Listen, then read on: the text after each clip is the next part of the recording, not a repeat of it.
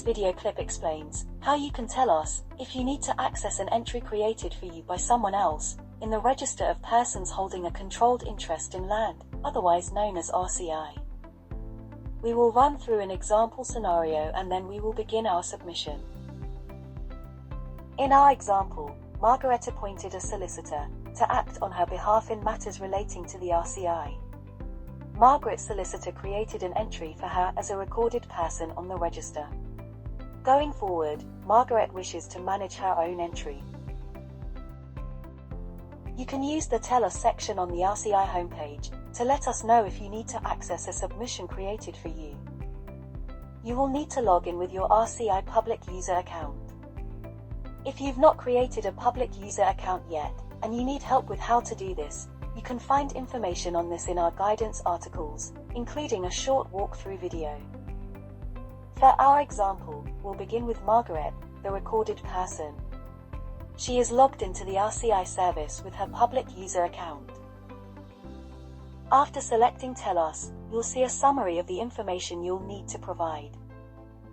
These include the details of the recorded person, including their recorded person reference number. You'll also need to provide evidence in support of your request.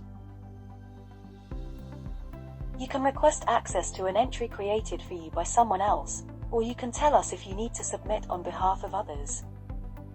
This video focuses on accessing an entry that had been created by someone else on behalf of the recorded person.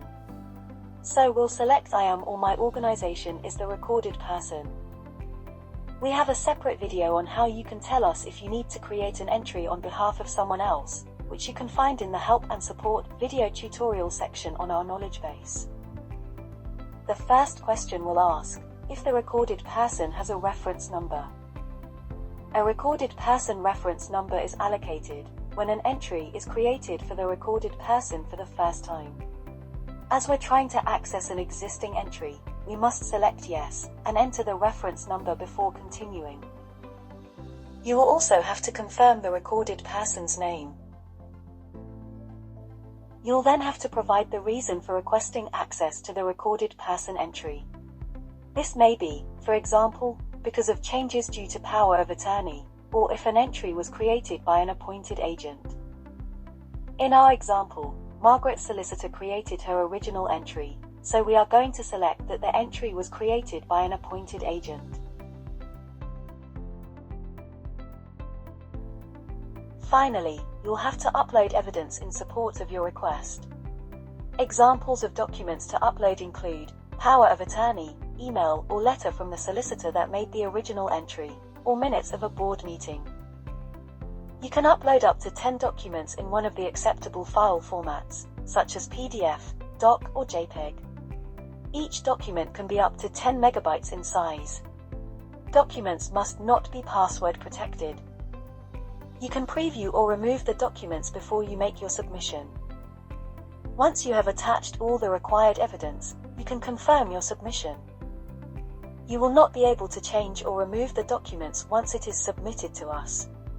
However, you can provide further evidence later, if required. You'll receive a confirmation that your documents have been submitted, and an email will also be sent to you with a copy of this information. After your request is made, we'll review it and contact you within 2 working days. When you select Create an Entry or Manage an Entry on the RCI homepage, you'll see the recorded person details that you requested access to, and that your request is under review. You can provide further evidence in support of your request while your request is under review. You can also request access to other recorded persons. Thank you for watching. You can find further information about the register in our guidance articles. It also includes the Help and Support section with more walkthrough videos.